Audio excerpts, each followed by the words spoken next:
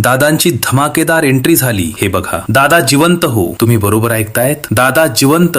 आणि तुम्हाला दाखवतो मी दादा कुठे आहेत, कसे आहेत, सुखरूप आहेत का, सर्व गोष्टी तुम्हाला आजच्या व्हिडिओमध्ये पाहायला भेटणार आहे. सर्वात मोठी बातमी समोर आलेली आहे. ज्या पद्धतीने बोललं गेलं होतं की विमानाचा अपघात झाला आणि त्यामध्ये दादांचा मृत्यू झाला, तर याबद्दल शेवटी खुलासा समोर आलेला आहे. तर बघा, त्या विमानात दादा बसलेच नाही आणि दादा दुसऱ्या विमानात होते. त्यामुळे दादा जिवंत, दादा वाचले. आणि मग दादा कुठे आहेत, दादा कोणत्या तारखेला धमाकेदार एंट्री बारामतीमध्ये करणार आहेत, त्याबद्दल आता बातमी समोर आलेली आहे. सर्वात मोठी आनंदाची बातमी आहे. चला जाणून घेऊया आपण या संदर्भात संपूर्ण माहिती. आणि तुम्ही फक्त व्हिडिओ पूर्ण बघा. तुमच्या समोर आता पुढील एका मिनिटात अशी धक्कादायक माहिती तुम्हाला खुलासा पाहायला भेटणार आहे की तुमच्या पायाखालची जमीन सरकेल. तर बघा, ज्या पद्धतीने विमान हे लँडिंग दरम्यान रनवेच्या बाजूला जाऊन कोसळलं, त्यामध्ये बघा विमानाचा स्फोट झाला. त्यामध्ये विमानात जेवढे पण लोक होते त्यांचा दुर्दैवी मृत्यू झाला. बरोबर, एवढी गोष्ट तुम्हाला सर्वीकडे सांगितली जात होती, परंतु जे गोपित सत्य होतं ना, ते कोणीच तुम्हाला सांगत नव्हतं. विमान हे दुसरंच होतं हो. आत्ताच एक नवीन माहिती समोर आलेली आहे आणि ही माहिती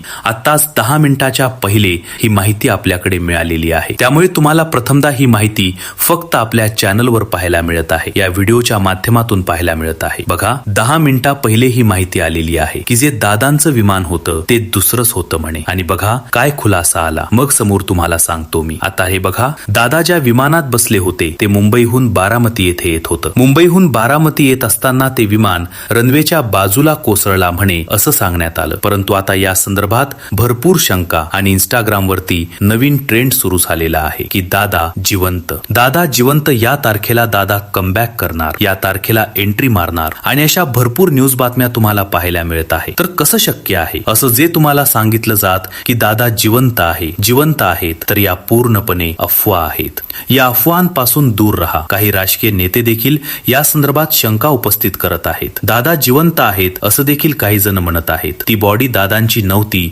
असं देखील काही मोठमोठले नेते पण म्हणत आहेत. परंतु एक प्रकारे अफवाच आपण म्हणू शकतो, कारण दादांचा दुर्दैवी त्यामध्ये मृत्यू झालेला आहे. आणि महत्वाचं म्हणजे दादांचा अंत्यविधी पण झालेला आहे. त्यामुळे असं आपण आता म्हणू शकत नाही की दादा जिवंत असतील म्हणून. तर आता आपण दादांवरती एवढं प्रेम करायचं, त्यामुळे आपल्याला ते तसं वाटत आहे की दादा जिवंत आहेत. परंतु दादा आपल्या मनात जिवंत आहेत. रियालिटीमध्ये दादांचा दुर्दैवी मृत्यू झालेला आहे, हे आपण सर्वांनी बघितलेलं आहे. ओके.